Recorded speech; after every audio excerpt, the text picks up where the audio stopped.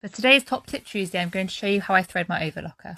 I start by opening the front and turning the hand dial so the needle moves up. On my machine, I start with the left side looper.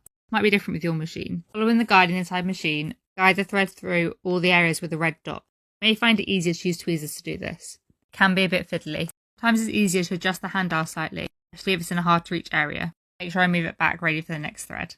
When pulling the thread through, it can be easier to point the thread slightly downwards.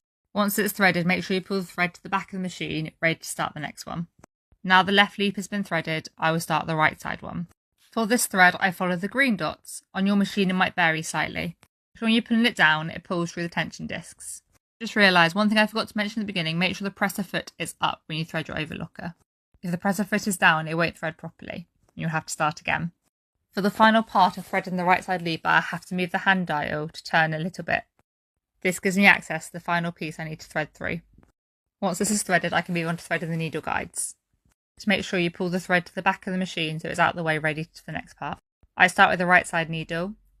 I pull the thread down and follow the guides. Take your time and follow your machine's instructions to make sure you're doing the steps in the correct order. When pushing the thread through the needle, make sure you're pointing the thread down again at a slight angle. This will make it easier to feed through. Another tip is to cut the thread at a slight angle. Once the thread's gone through the needle, pull the thread behind and then start with the left side needle.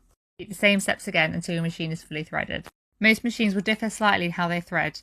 Some will start in different orders. So for my machine, in the instruction book, you start from the third thread and then go to the fourth and then two and then one.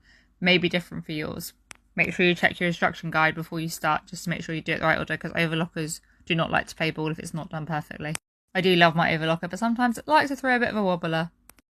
Once you have threaded the left side needle, make sure all your thread is pulled to the back of the machine. This moves it out of the way for when you start sewing. Once you've threaded your machine, I'd recommend getting a scrap piece of fabric and just doing a stitch through just to check in it's threaded properly. You're all good to go.